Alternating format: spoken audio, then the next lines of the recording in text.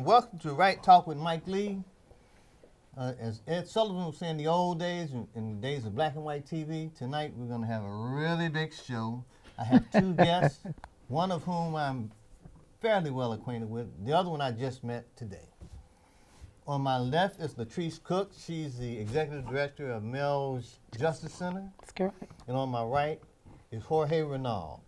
I say Jorge, not George, because it was an artist called Jorge Dalto. That's how I learned to say it correctly. You said it perfect too. That's way, right? Yeah. Okay, thank you. Said it perfect. Now, who are you with, Jorge? I'm an organizer with a group called Texas Advocates for Justice. We're an organizing project and grassroots leadership here in Okay, okay. Now, I believe in giving credit where credit's due. The idea for this show came from my producer wife, who's much smarter than I could ever be. She heard you two on Kenneth Thompson's show a couple weeks ago, and she thought it'd be a good idea if we had y'all on my show. Excellent. And you know, Kenneth is a pretty good friend of mine and yours, I believe.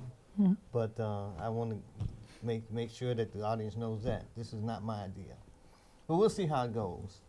I have a couple of things that are kind of dear to me. Let me take my glasses off because Latreese didn't like me having my sunglasses on. I told her I hadn't been smoking, so it's not like that. I understand this, but your glasses look nice on you. You can put them back on if that's what you wish to do. I believe that right talk should lead to right thinking, and that should go to right action, and we all do the right thing. That's one thing. One other thing is I believe that what's good for the black community is good for the community as a whole. And I'm going to say that until I'm proven wrong. If I'm proven wrong and the community's made better off, to me that's a good deal. What happens in MEEELJ Justice Center? Latreese, what do you do over there? So, first of all, I wanted to correct about my knowing Kenneth Thompson. We are actually colleagues also on radio because I'm a part of KZI 88.7. And so MEEELJ Justice Center is a provider of resources. We're not an advocacy group. We are a resource provider for people who have previously been incarcerated and their families. We have an outpatient substance abuse treatment part of our program. We have employment services. We provide legal assistance to those persons who may have a new infraction with law enforcement. We are partnered with the expunction clinic so that we will help persons at no cost to them to have their records expunged for misdemeanor cases. We also have a social leg where we work with those persons who have previously been incarcerated, their families, their children, who may have court-mandated classes that they are required to take, such as alcohol for minors in possession of alcohol, or drug offender education program at no cost to those participants who have family members that have been mandated those things in court. And so out of MEEELJ, we developed the Iron Sharpens Iron show, which is a radio talk show that provides a forum for persons who have previously been incarcerated, or either providers or persons like Jorge, who have information that is pertinent to this particular population in the community at large. And so I really pride ourselves on being able to not just talk about the issues and be at the forefront of advocating for some of those things, but actually doing actionable services to this population, specifically in their families. Okay. Jorge, you with is that Texas Advocates for Justice? Give us a short description of what you do. I am in fact an advocate. We don't provide direct services. What we do is we open up spaces and open up workshops and bring in facilitators for individuals who've been in cages and for their family members. And what we do is we give them workshops and trainings on organizing your communities, on how to develop your leadership skills, on dominant narrative versus counter narrative, the history of incarceration, political education. We do those things in how to lobby effectively, how to use your personal story in the service of offering critical and crucial testimony. What we do is, our goal is to decarcerate. We make no bones about it. We believe that any policy that results in a human being being put in a cage is a failed policy. Okay. And we understand how our jails and prisons are packed to the seams to people who look like us. And we believe that it's pretty well been intentional, that down through the centuries there have been individuals who have oppressed and marginalized and diminished people who look like us. And that what we have to do is put the power of reform back in the hands of those who have the lived experience of living in a cage, and that no movement whose final aim is to decarcerate or to remove incarceration as an option, as a viable option, unless it's led by those who've been in cages. Okay. Let me say, is there a point at which what you do and what you do could intersect or work cooperatively together? Well, I think we do, and I was just going to say, because I just always enjoy hearing Jorge describe the work that he's a part of. But absolutely, one of the things that I think that MEEELJ does a very good job of is we work for that population that has been caged. We are a resource provider, because after you have the real experience of being in incarceration or having been incarcerated, you find that many of those persons feel that they are still experiencing barriers once they hit the ground. And so you need us in order to have those relationships and partnerships to open doors for people that have been removed from even knowing how to access to get into those doors.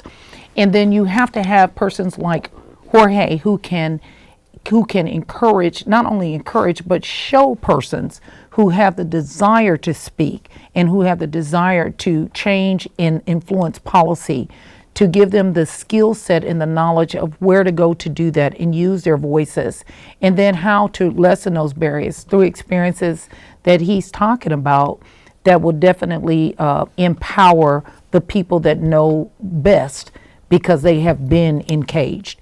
You have so many people that are making policies and rules and regulations that affect this particular population that have no life experience, maybe not even have a family member that's been exposed to prison. And so I think that there's definitely a place that we both work cohesively together.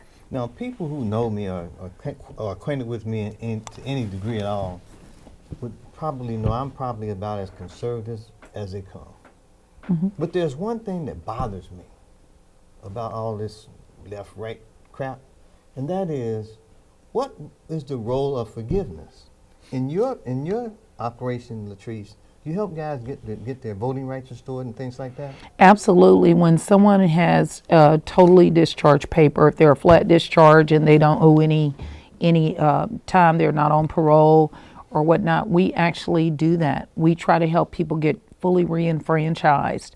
We register people to vote. When I first started this nonprofit in Bastrop County, we went to the opening game, and we had a whole setup out there. And one of the guys who had been incarcerated for 15 years had not crossed that bridge in Bastrop the first time, and he was on monitor. The first time he got an opportunity to cross that bridge was with MEEELJ Incorporated at that time, and he helped us. We began to register people to vote that night. Some people who were just normal community members, but others who had definitely been incarcerated and did not think that they were eligible to vote. So absolutely, connecting people back into the community in which they live, means, in my mind, getting them eligible to vote and not only registered to vote, but also giving them the meaning of the importance of their vote. You know, I don't know. It's just that I have a problem with this felony conviction stuff being a life sentence, because that's really what it is. If a guy's convicted, if a person is convicted of a felony, they have a hard time getting housing, jobs, food. I mean, that's a life sentence, and that's just not right. Yeah, and thank you for saying that. And it's kind of to backtrack just a tiny bit to your original question about us collaborating. I think what it is that I have a friend of mine who likes to say something, and I forget who he's quoting, but he talks about, I saw someone who was homeless and I had to find a home, and they called me a saint, and I asked why so many people were homeless, and they called me a communist. I think there's, what we try to do is get back to the original system that's creating right now it's something like 70 million people in the U.S. that have criminal records. There's like 148,000 people in TDCJ, 70,000 people being released every year, 240,000 people on adult parole, 80,000 people on adult probation, 80,000 people on parole. You got over 500,000 people in this state under active control. So those are just the felonies. So it's not just a felony that's a life sentence.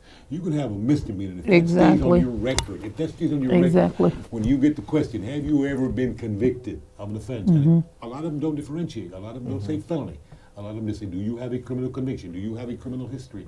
Because there's no, one is because it's not a mandate by anybody to ask the question. Therefore, there's 1,000 different permutations of the question, right? And all employers are trying to get at it a different way. So that's, and thank you very much for saying that, because that was one of the big things that we did here locally, fair chance ordinance, right? Last year, and that was led by the Second Chance Democrats, and which was almost exclusively a bunch of individuals who were formerly incarcerated.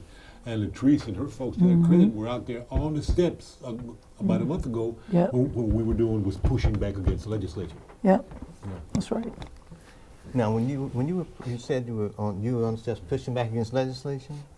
So was Representative, well supported? Well, absolutely, Representative Workman. I think I don't think it's a secret. Is filing legislation to where he would like to prohibit all cities in this state of being able to adopt an ordinance like the city of Austin did. And he is supported by several other conservatives and the work, I can't think of the business, one of the business associations for this to be a successful bill. And so for me, fair chance is something that we must do. I mean, it's really not an option. It's something that we must do.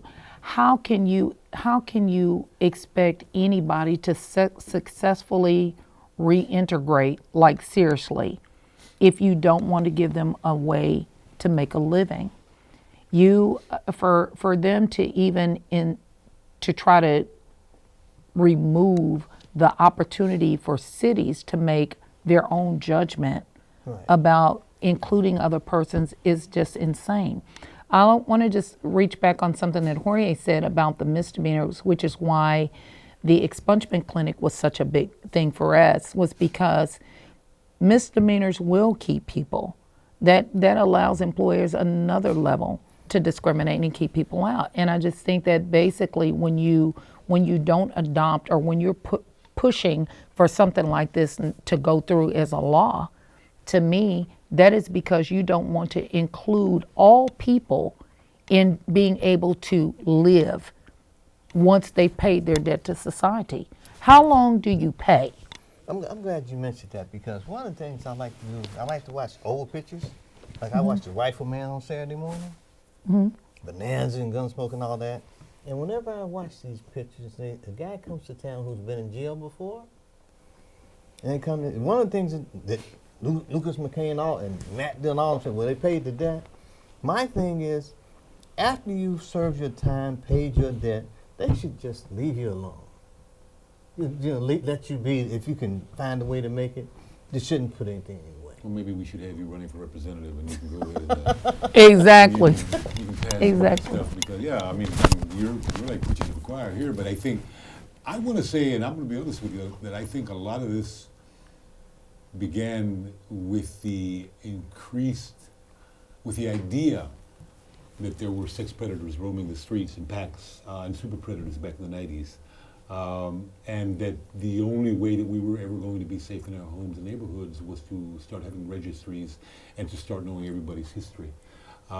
Because the thing about, Lucas and all those folks back in the Old West, they didn't have the internet, they didn't have access to instantaneous information. So a guy could go, from Waco to Wichita to, to Columbus or wherever all those cities were and commit a crime in each one and no one knew about it. So they could give him 1,000 chances. But I think that now with information instantaneously at our fingertips. With the access. And here's what I'm going to talk about, and here's one of the things that we push on, that I would rather not have expunction. I would rather not have that wall to hide behind, because any wall can be broached. I would rather live in a society that doesn't care, that cares more about who you are now, about forming a relationship with you now, and looking at the potential that you have, as opposed to the 18 criminal convictions that you have in your history. Not 1, not 2, not 15, but 18. Because as long as I have a history, as long as any individual that's walking this earth has a criminal history, we're at the point now where that history can be brought to light. And if we live in a society where that history is going to be enough to deny you loans for like you said, loans for school, where you can't get a lease to get a loan for, to buy a house or to rent an apartment or to get a job. As long as that history exists and our society says that's enough for you to use against that individual, then it does us no good to create all the laws that we want. Right. We have to fashion a society that, like you said, to begin with, forgiveness. Right. And it should have meaning. Yeah. And it should be carried out in action. Right. Not just That's one of the arguments that I'm making for fair chance. And I tell representatives, look, when I was convicted and you sent me to prison, I think the idea was that I would undergo some sort of some sort of transformation. Mm-hmm. Fair enough. But I expect the same transformation from you when I sit across from you, when it's time for me to present myself to you as an individual walking this earth with potential. I expect the same transformation from you, as opposed to you just having a piece of paper with a checkbox on it and throwing that into the trash. Mm-hmm. I expect you I expected that you undergo the transformation where you could sit there 5 minutes, put aside your prejudices and your ideas of someone with my history, mm-hmm. and look at me. Well, one of the things that I think you may have mentioned it before the show, Latreese, that I think is critical is that we have lawmakers and other people who don't have any acquaintance or nexus with anyone who's been involved with the system and be able to see its impact. But I think you don't need to if you adopt the idealism that I want to see everybody have a life that is, whole, where they can pay their bills, they can live, they're sustainable. I believe that you don't necessarily have to have life experience. I don't have to have been to prison to know that that's probably not where I want to spend an inordinate amount of my time. And I don't have to have gone to prison to be able to talk about the irreversible or the irreparable damage that happens to people. I can think about as an individual of somebody locking me in my walk-in closet and coming and opening that door whenever they feel like it for me, to get out so that I could get food, or to get out so that I might could go and, exercise my legs. I don't have to be in the cage to understand if somebody trapped me in my walk-in closet, how that would incapacitate me for a long period of time and have a direct impact on my moving forward. I believe that people need to do this. Live the way and treat people the way you want to be treated, whether you've gone to prison or not. And what we find is, because you see all these lawmakers and stuff that came back in Texas a couple of years back and said, okay, we need to put money into rehabilitative services. All of a sudden, reentry became this big buzzword and all this kind of stuff. And the reason why was because the black and browns who had been sent to prison in a mass way in Texas, you are now seeing Anglo kids going to prison and stuff because of drug addiction. They're committing crimes and they're sending their kids to prison. And so now, of course, it's time for rehab and rehabilitation, whereas that wasn't thought about when you didn't see the influx of Caucasians going into the criminal justice system here in Texas. And so for me, I just believe that we have a responsibility to, I love what Jorge said, you know, that we have to create all these things, at expunction clinic and stuff. I mean, you can still, with the way media is right now, find out what you want to find out about somebody's past just from the internet and having all this access. Whereas if people would just accept you for who they see face value and give you that opportunity, there would be no need for all this extra stuff.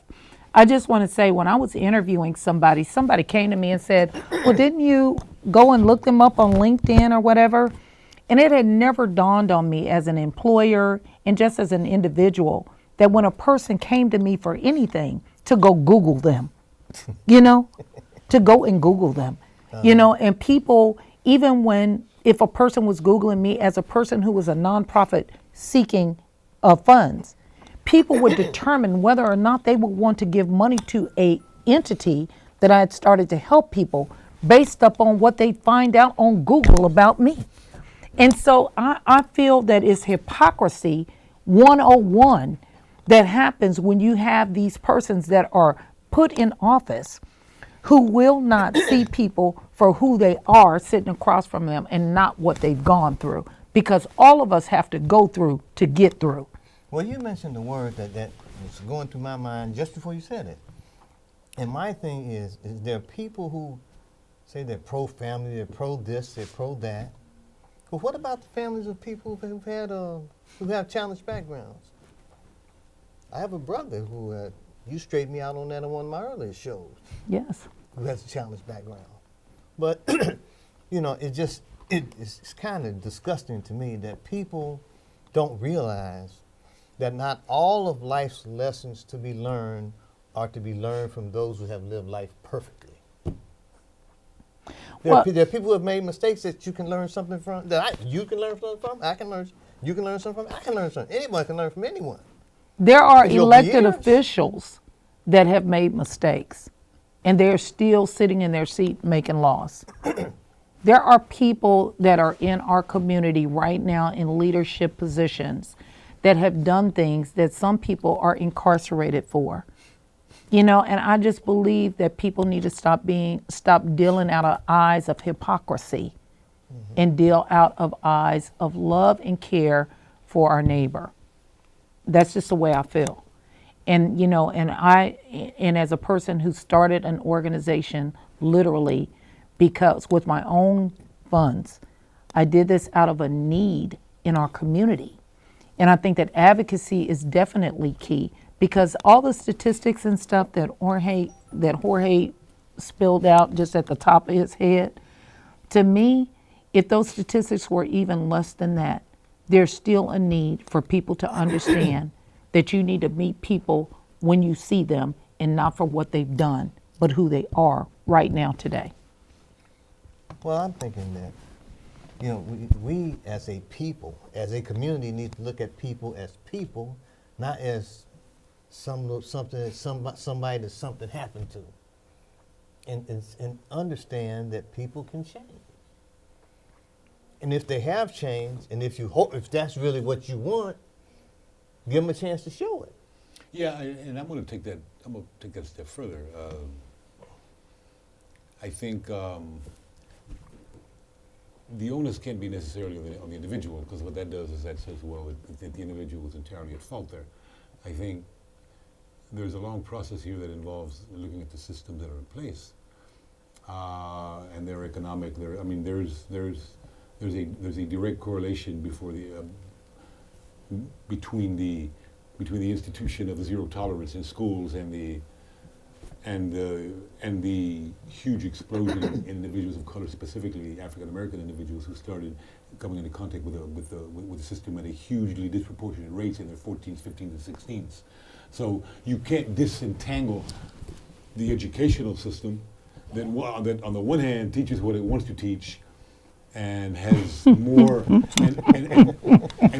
has more laws walk in the classroom than it does counselors.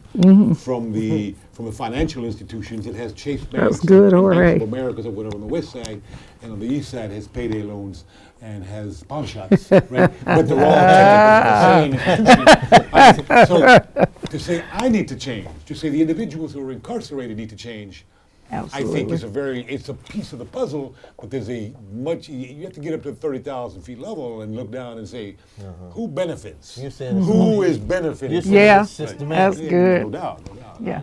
And I think That's good. if I tell you what I find heartbreaking when I hear a mother, it's invariably a mother who says that God, I didn't want it to happen, but prison's the best thing that's going to happen to my boy. And I'm thinking, what you're really thinking is the changes that you saw after he availed himself of a few programs, cracked a book, had the time to crack a book, did all these other things because he took advantage of programs that are available to the average sixth grader on the west side of Austin, right? But they're not available to the young men and women growing up on the east side. Yeah. So that the only time that he or she came into contact with that sort of stimulus was in prison. So now they've come out of prison and you're thinking, wow, they had to go through this brutalizing, dehumanizing experience Wow. in order to Wow. be this individual when the society failed them and didn't give them access to that stuff back when they were growing up like they do to the west side of Boston. Yeah. So it's not the prison that they went through, right? So let's not give the prison credit. It's the environment and experience. Yeah, and it's a shame that that's the only place that someone who looks like us has to go to in order to avail themselves of those programs and services. Yeah. Sorry. Tell me I didn't this. go off. That was good. That was powerful. If it's a, so Jorge, what you're saying it's a community problem. So the community has to do something to try to address it, right? Again, it's not the community where that individual comes out of. It's the community that benefits from taking all of the resources from individuals and from communities like ours, and then leaving those individuals bereft of the brain power, of the spirit, of the emotional resonance that those individuals take with them to prison, right? And then counting those people while they're in prison in those rural, almost exclusively white counties and giving them power, and taking all power whatsoever from the communities that Latreese and I come from, from the communities that you come from, right? So no, I don't think it's a problem of the community from whence we come. Eventually it's our problem. Yeah. Yes, but again, who benefits, and that's what communities are actually thriving economically by keeping us disadvantaged economically. Because we understand that this is all about money. Yeah, no doubt. It's all about money. And I mean, and this is when you can really say for sure that there is a leaving out of people of color.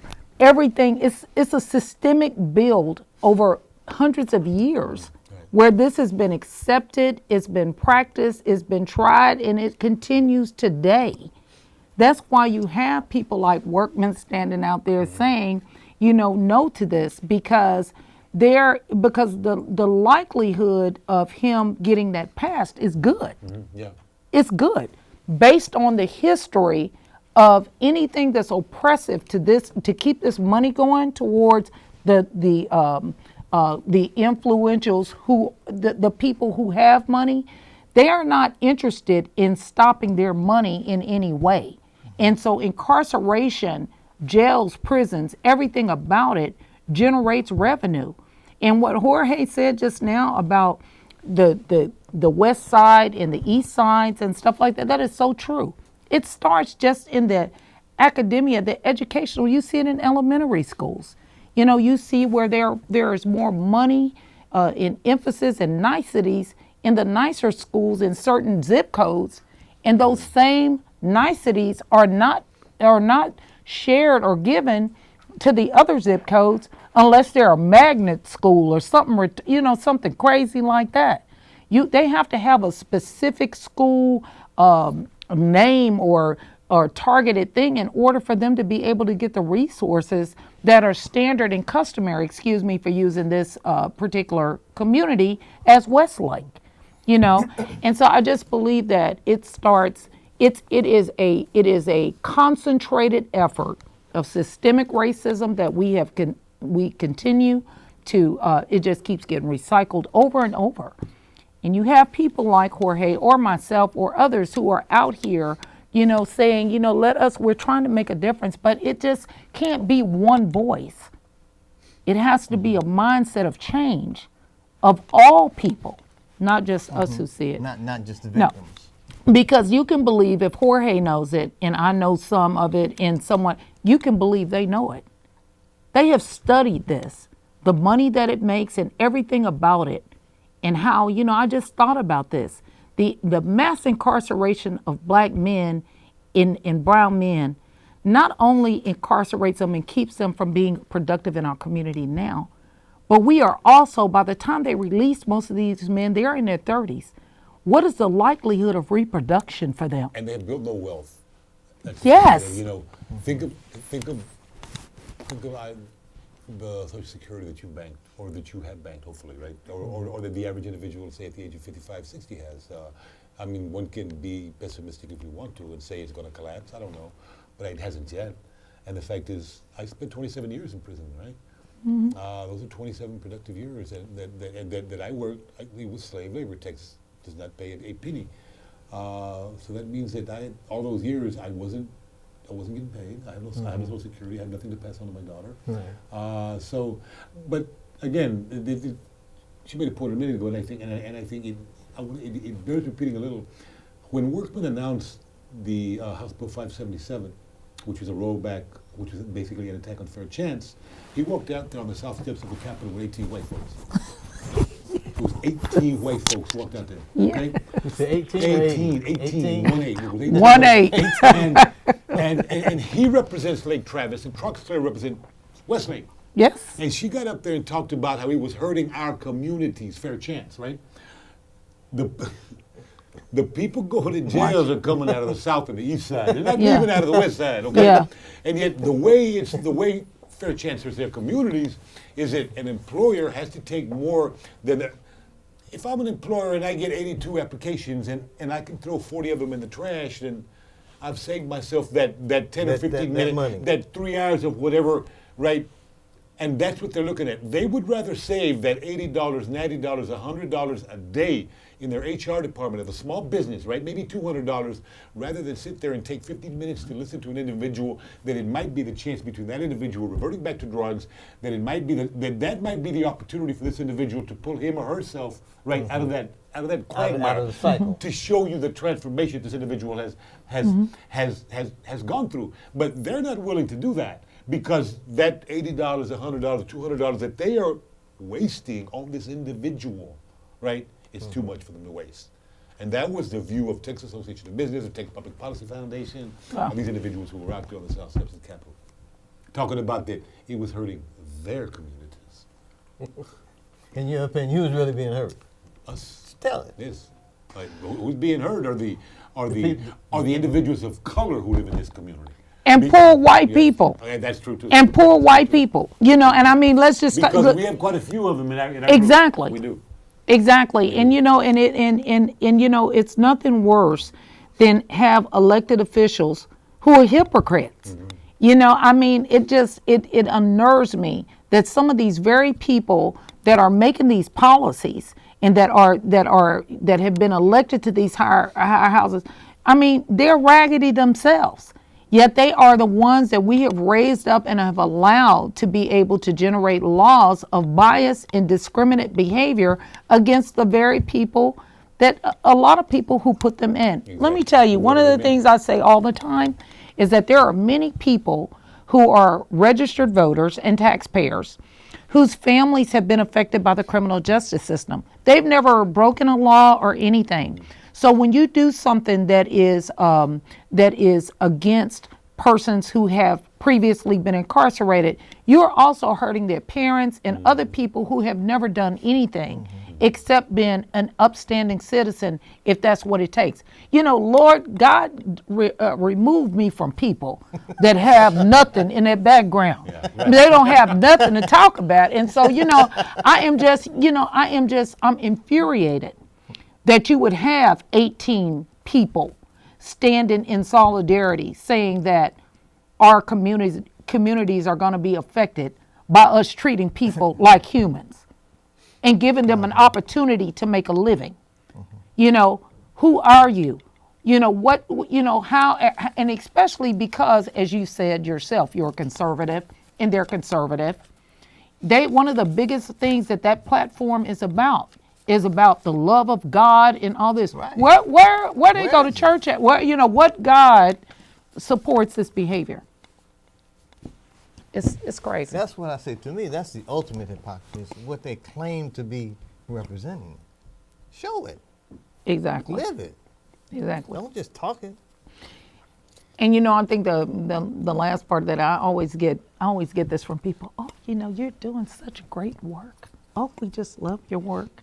And they will not give you $1 in support of your work. They won't give you $1.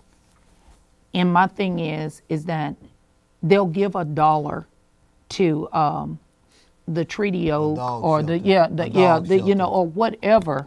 But when it comes to human life, they abandon funding, resources, and provision.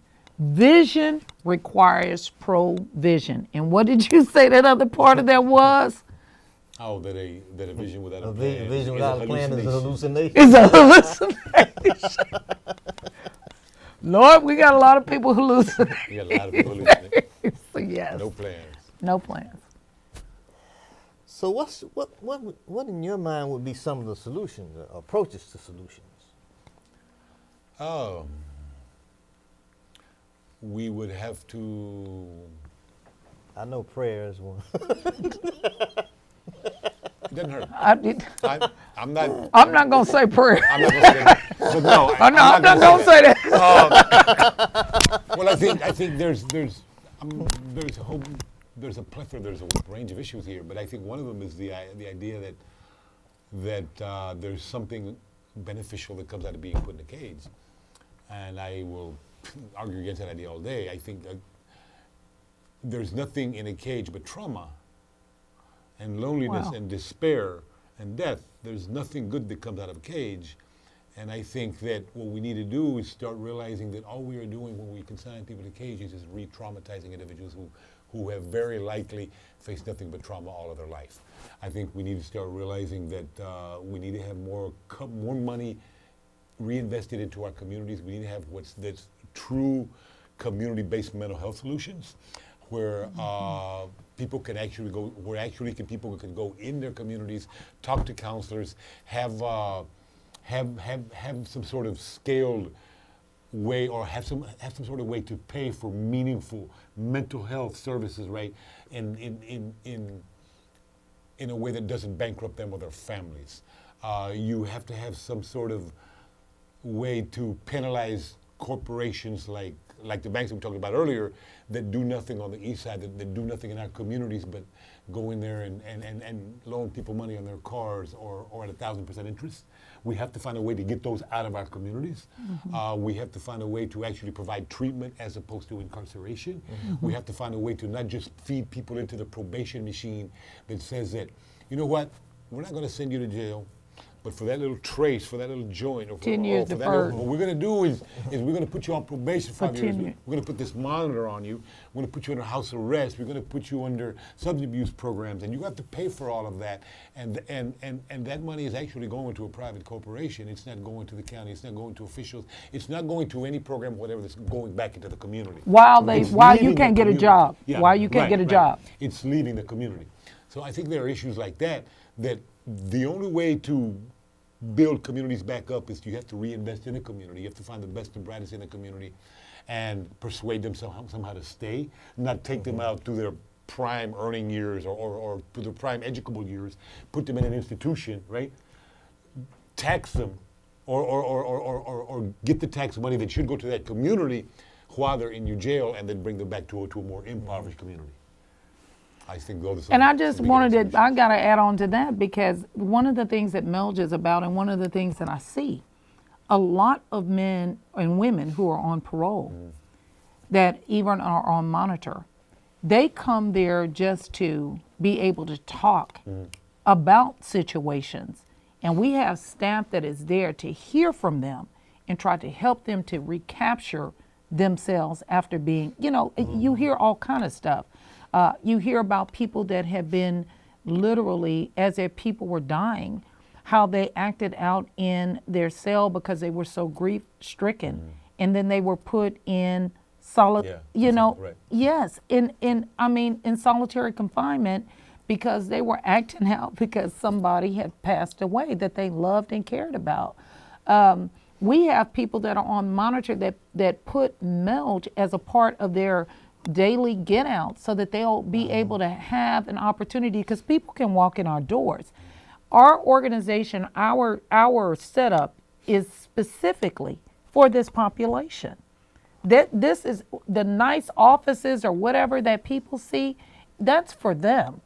We're just there to make sure that whatever their needs are, that we are there to help provide those resources. I don't even deal with other organizations that don't do what they say that they're going to do. If somebody tells me they provide housing, I personally go out there to see what it is that you have, because I don't want to tell somebody who is already strapped for time, limited resources or whatever, that, go over here. We don't send our people on monkey goose chases. We know what we're doing. Another thing, we had a young man who wanted to get his cosmetology license, has been in and out of prison, nice young man. We paid for that license. These are the things for us. And I'm not saying that in any type of way, except we are putting the resource back into this population, believing that helping them will help them to get on their feet and move through these obstacles, barriers, and pain. And that wherever MEEELJ Justice Center is, the couch, the TV or whatever, if they want to come in there just to sit down so that they can talk to other persons about what's going on in their lives to help them to get over and get by, they can do that. And not only do we ask employers that we're partnered with about employment opportunities, when I get funding, I open up and let people who have a felonious and challenged background work right in our office. Why? Because I am a practicer of what I preach and what I ask for. And because some of the very best employees you'll ever have are people who have been challenged and that have been locked down. And I'm not saying that it is, I get upset when people expect so much out of a person who has been removed from the community. There needs to be some changing of a person that has jurisdiction over some of these things. These politicians, these employers and stuff, they need some changes. Stop looking to people to always come to you with, Stop looking to the victim. Exactly, because all you hear is that we need to give them an opportunity to prove themselves. I tell people all the time, the mere fact that they walked out of prison with their head not banged in, the majority of the movement of their limbs, that within itself speaks volumes. That's resilience. Yes, That's resilience. because it is. It is. And you Tell don't. me this. Do you get, is there a role that churches could play in helping you guys, what you guys are trying to do? Does that happen? Get any support at all? There are people who because of their faith, are moved to support, to donate, to provide resources, to do whatever they can. I will never discount the motivation of an individual who wants to provide support to the prison reform or to the reentry movement. Whether or not, I will say this, you can go to TDCJ right now and you can say, I tend to work, TDCJ takes Department of Criminal Justice, right? I know a lot of division directors, and they talk, Jorge, we have 20,000 volunteers. Yeah, but okay, 19,000 of them are faith-based. And what they do is they go into the prisons and they open the Bible and they commune. I have nothing against that. Some of my hardest moments in TDCJ, when my mother died, my father died, my brother died, Psalms, Proverbs, there was a lot of strength.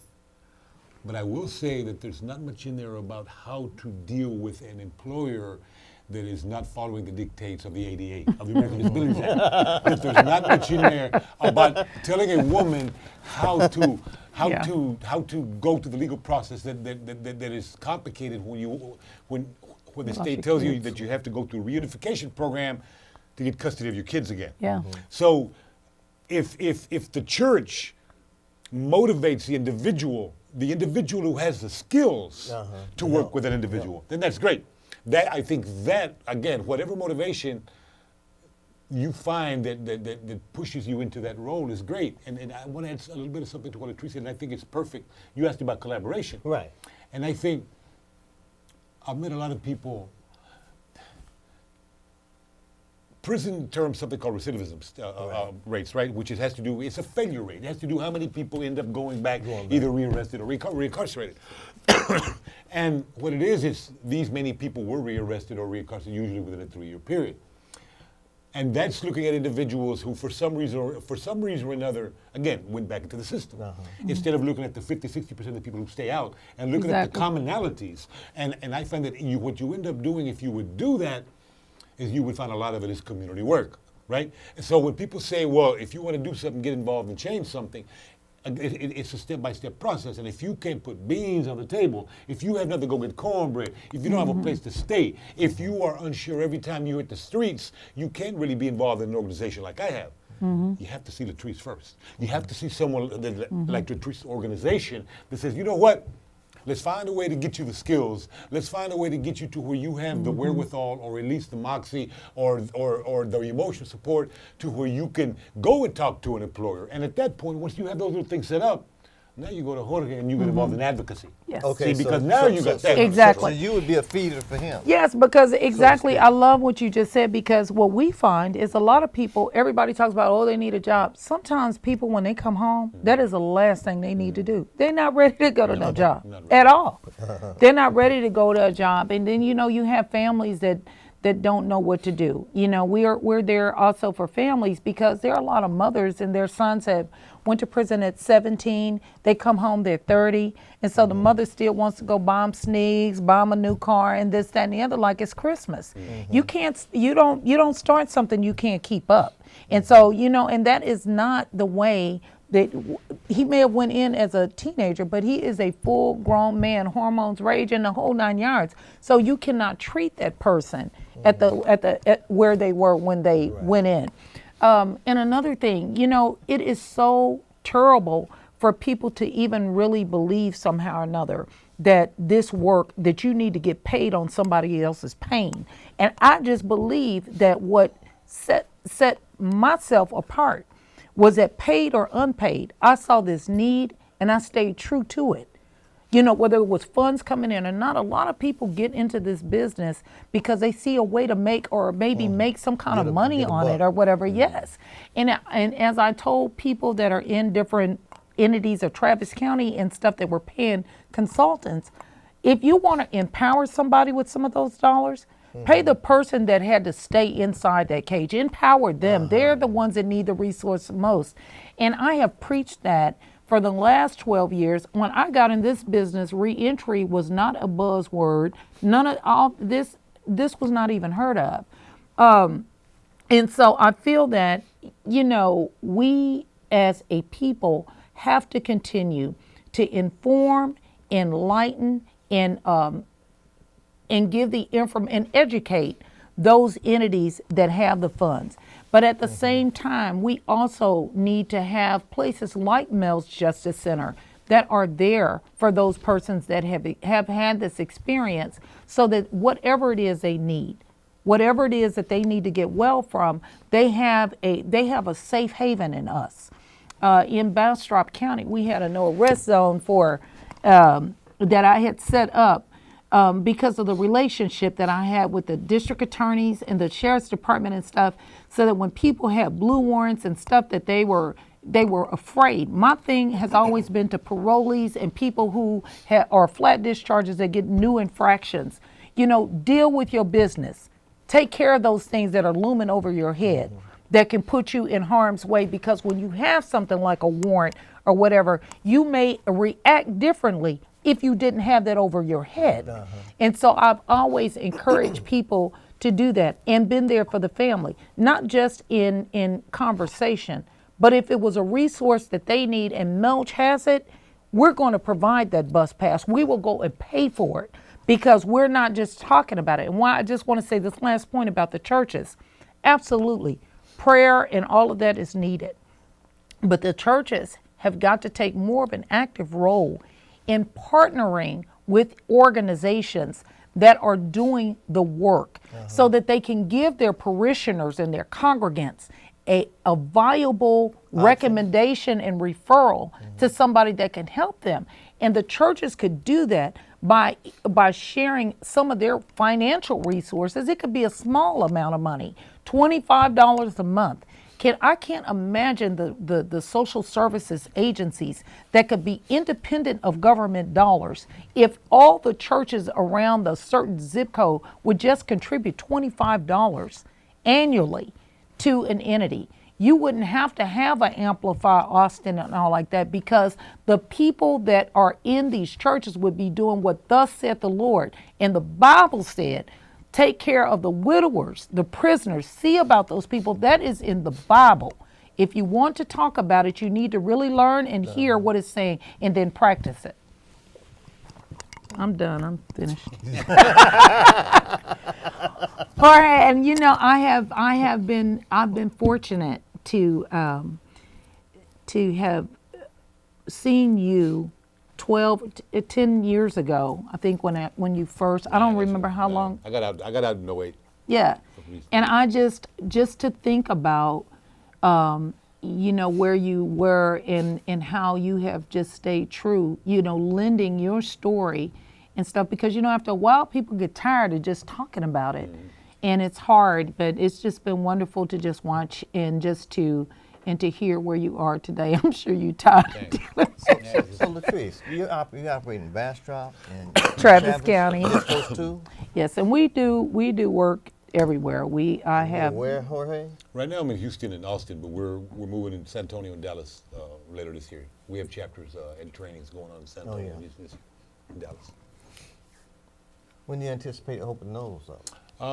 We have our training Tomorrow. scheduled probably for June. Again, it involves, I have to go in there, I have to identify individuals, I have to interview them, I have to recruit, I have to set up training, graduate, and then kind of have the first couple of meetings, get a structure going. Because what we do is we look at what drives incarceration locally, and what drives incarceration in San Antonio might be probation revocations. Right. What drives it here is criminalization of poverty. More than anything, is, you know, because we're such a tourist-friendly town.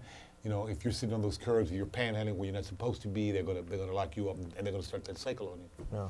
So yeah, it's different things, right? Yeah. And you've been doing that how long? No, I've actually been doing this work, organizing in this arena for about 2.5 years. Before that, I was a policy writer at the Texas Criminal Justice Coalition, and I was writing legislation actually that was looking at prison conditions, parole, conditions of confinement. And I was on the Reentry Roundtable with Kenneth, in fact, since 2009, looking at reentry policies locally. Yeah. And I think I started with Reentry Roundtable when it first, me and Darla Gay, we came. Yeah, really? Okay. When it first, It's yes. like 11, 12 years ago. When It was when yes. It was actually when it was first founded. Yeah, so okay. You're talking about Darla and Kimberly Pierce Yes. and Laura. Yeah. Yeah. So. Y'all sound like y'all been hanging. We in the same, we run in the same circles, yeah. Austin's a very small town, and if you're involved Yeah. in reentry, criminal justice, to a social justice perspective, Yeah. you know everybody in it. That's Pretty much. just So you the know way it everybody in your neighborhood, huh? Well, you know everybody that's Yeah. doing Yeah. anything. is. It's real about this. Yeah, Let them know yeah. it's real about this. And it's not a lot of people that have been, not. I mean, there have been people that have come and gone for sure in this Yeah. business. So I know that there are a lot of people that started out with great intentions and they were going to, you know, kill the world, and they're gone today. Yeah. You know, it is hard to, I tell people all the time, I'm sure that I've lost, I've lost just sometimes your zeal, because you feel like you're fighting against a brick wall sometimes. But when you help and you impact one person, it's so worth it. It's so worth it. And not only just impacting the persons that have been through it, but you find that there were people that came in as interns that wanted to be prosecutors, that having after interned at MEEELJ change their mind about what they want to, you know, how they want to pursue different things. And so it's an amazing opportunity all the way around to be planted in this type of work, because justice was abandoned long time ago. But Texas really abandoned justice. And I look forward to the day, and I may not be here to see it, but I look forward to the day when we actually are treating people like people just because it's the right thing to do. Which is one of my things about doing the right thing. Do the right thing, hey. Do the We right had a thing. good show. Thank you. No, Jorge had a good show. No. My thing is just, it's about being real and being true. And to me, I don't see people really living up to doing to others as you have them doing to you. I try to keep it simple because I'm a simple guy. If it gets to be too much, it's just too much in my little mind. And I just want to see positive things happen. I want to see good things happen for everybody, not just for me. I want some myself, but I'm gonna be honest with you. But it's about making the right things happen and doing the right thing and getting it right and trying to make things better as many people as we can, as much as possible. I want to thank you two for being on my show. Thanks for having me. Appreciate Thank you for having us. It's an honor being here with you and Miss Cooke. Yeah, it's I've an been looking at honor. her from afar for years. no, I'm wondering, no. is she a hologram? Did she really exist?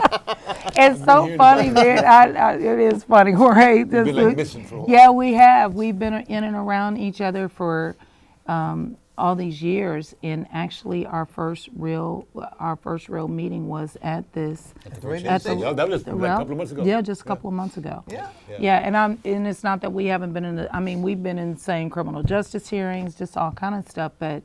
Actually, it was he had said, "Hey, I need to come by. I need to get to," and we see each other, and we've probably seen each other more now in the last couple of months than we've seen or been up. So, yeah, it's definitely a pleasure. That's a good thing. I'm gonna have to have Jorge on my show. When you're we're gonna wear you out, man. And then, yeah, we're gonna wear him. He's used to it. He's getting worn out. You're on the broadcast, sir, brother. I can open my mouth and semi-intelligent things come out usually. I can spit out coherent It's sentences. been very good having Pretty you well all guys you on have to the do. show. Well, thank you. Appreciate it. No, the pleasure was mine, man. Thank you. We need shows like this to even with individuals who might not see things totally the same way. You have to open up the forum. You have to have the forum and have people come together. And Well, it's important to have the conversation. Right, exactly. Have the conversation. Yeah. And I think if people see things always the same way, then you end up getting confirmation bias. I think there's such a thing called discipline conflict. Where you can disagree and you do so in a compassionate fashion with hosts, with other guests, with